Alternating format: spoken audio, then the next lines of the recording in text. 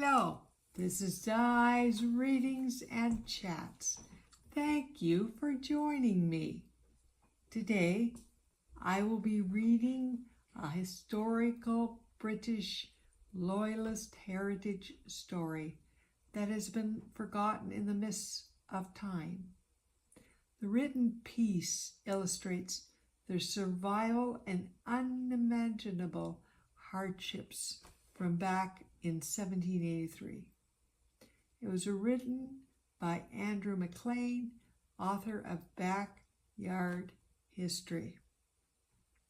The wreck of the Martha remains one of Canada's deadliest disasters.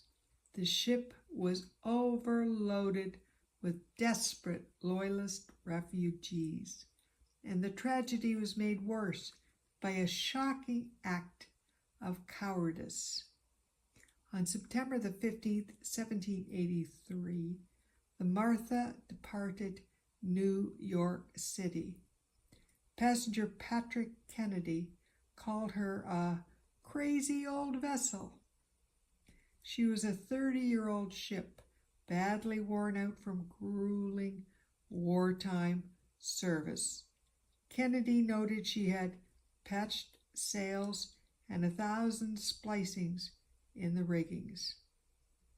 The American Revolution was finally over. The Martha was among the last ships to escape New York before it was handed over to the Americans. Official records say she carried 181 passengers, though she likely carried far more. The chaos of the Loyalist evacuation meant many panicked people boarded without being counted, including veterans from Chambers Brigade and Elizabeth Beard, who had fought the Americans in New England and Florida. Kennedy wrote to a friend that he was heartbroken to leave. I confess I felt real and great regret at leaving New York, where I had enjoyed the pleasures of local friendship amid a circle of worthy inhabitants, even in the severity of the winter months. If Kennedy thought New York winters were harsh, he was in for a shock at his destination, Partown, Sudbury County, Nova Scotia, soon to be renamed St. John, New Brunswick, Canada. The voyage was 2 weeks long and fraught with danger. Pirates were a real threat, especially to Black Loyalists who risked being captured and sold as property by American raiders. To ward off an attack, 12 ships sailed together in convoy. 6 days into the trip, strong winds tore the Martha's mainsail in two. As repairs got underway, the rest of the fleet faced a hard decision. A fierce storm was closing in. Waiting could doom them all. They sailed on, leaving the Martha behind. The crew rushed to finish the repairs on the ship as the sky darkened.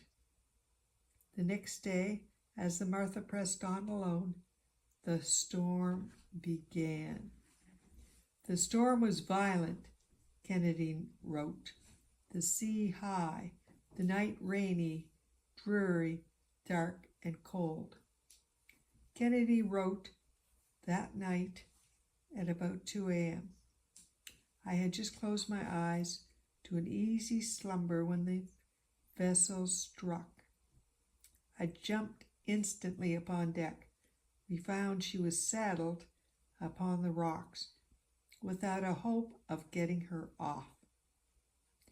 They had run aground on a rock near Seal Island, Nova Scotia, just outside the Bay of Fundy. As the waves smashed the ship against the rocks, the ship began to break up.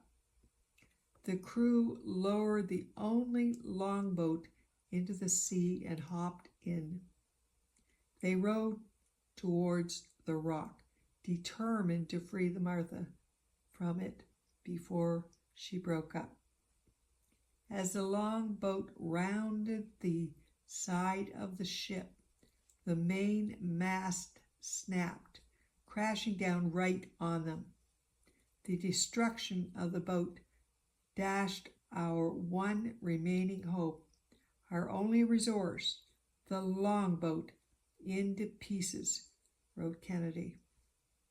Here, my dear friend, the powers of description fail, Kennedy continued.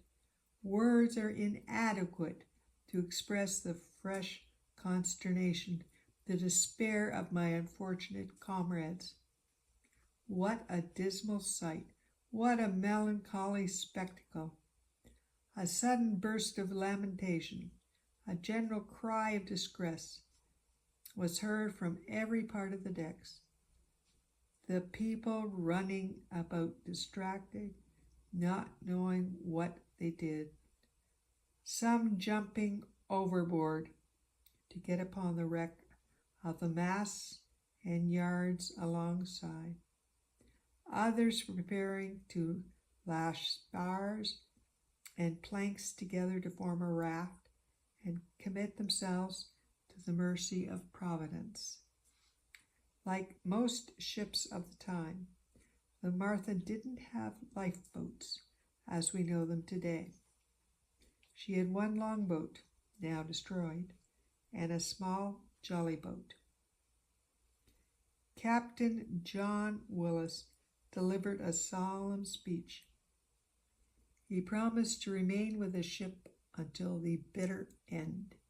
He urged the crew to lower the jolly boat and fill it with women and children, in hopes it might reach shore. Kennedy and several other men struggled to launch it. But once the jolly boat was in the water, Captain Willis forgot his promises, leapt over the rail, got himself safe on board, and rowed away the jolly boat. The ship's captain had stolen the only lifeboat to escape alone, abandoning his ship and everyone on it.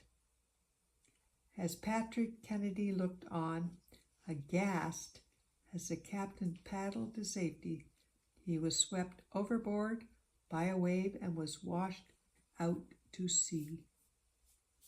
Officially, 113 of the 181 Loyalist refugees aboard the Martha were confirmed dead, although the death toll was likely twice as high. The 68 exhausted survivors of the Martha floated on debris from the ship for 2 days and nights. Among them was 21-year-old Elizabeth Beard, the war heroine who had twice fought American soldiers. Not only was she carrying a baby in her arms, she was heavily pregnant with triplets. Eventually, Acadian fishermen from Nova Scotia's south shore spotted the wreck and launched a rescue in their tiny boats, ferrying survivors to safety. On the rocky shore, Elizabeth Beard gave birth to 3 healthy sons. She would later settle in Fredericton, New Brunswick, Canada. Patrick Canada came to on an isolated rock, alone in the middle of the sea. Eventually, an Acadian fisherman found and rescued him. Once he got to shore, rescuers arrived from Shelburne. They said that the Martha's captain, John Willis, had arrived in the town, talking about how he tried heroically to save his ship's passengers. Disgusted, Patrick Kennedy sent a private letter to a friend in Halifax, Nova Scotia, Canada, telling the truth about what really happened that night. The friend sent Kennedy's letter to the newspapers.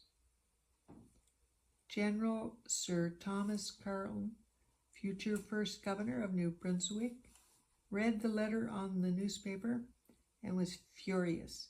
He ordered Captain Willis to be brought to justice. But by then, Willis had disappeared. He was never seen or heard from again. The wreck of the Martha is a haunting reminder of the dangers faced by Loyalist refugees. While Captain Willis vanished into infamy, stories like Patrick Beard's, Kennedy's, and Elizabeth Beard's endure, a testament to tragedy, resilience, and the unforgiving nature of the sea. So that ends the wreck of the Martha. So until we chat again, take care and God bless you.